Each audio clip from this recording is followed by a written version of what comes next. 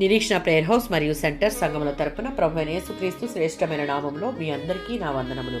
ఈ దినపు దేవుని మాట 86వ సంకీర్తన 17వ చరణం. నీవు నాకు సహాయుడవై నన్ను ఆదరించుచున్నావు.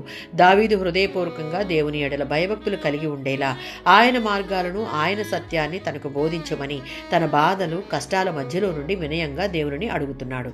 వ్యక్తిగతంగా మనకున్న శోధనలు, కష్టాలు అనుభవిస్తున్న సమయాలలో ఆయన మార్గాలలో నడిచేలా నిజంగా భయభక్తులు గల హృదయాన్ని, ఆయన సత్యంలో ఆనందించే వివేకాన్ని దయచేయమని మనం దేవునికి మొరపెట్టాలి. ఎందుకు అంటే మనకు సహాయం చేయువాడు, ఆదరించువాడు ఆయనే కాబట్టి. అది తెలిసి దావీదు తన వ్యక్తిగతంగా దేవునికి మొరపెట్టుట మనం ఈ వచనాలలో చూడవచ్చు. 40వ సంకీర్తన 1వ చరణం.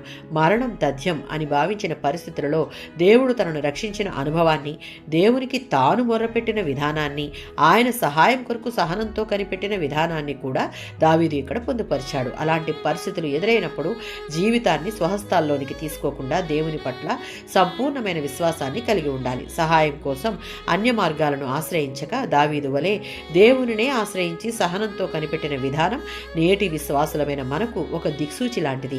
యెహోవాను ఆశ్రయించు వారికి ఆయనే సహాయం చేయువాడు.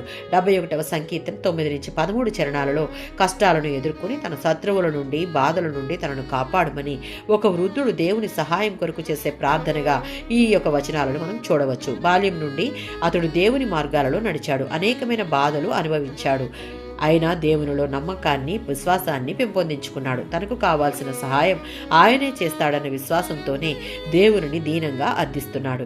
దావీదు వలె దేవునినే ఆశ్రయించి సహనంతో కనిపెట్టే వారంగా మనం ఉంటే ఆయనే మనకు సహాయం చేసి ఆదరిస్తాడు. ఆమేన్.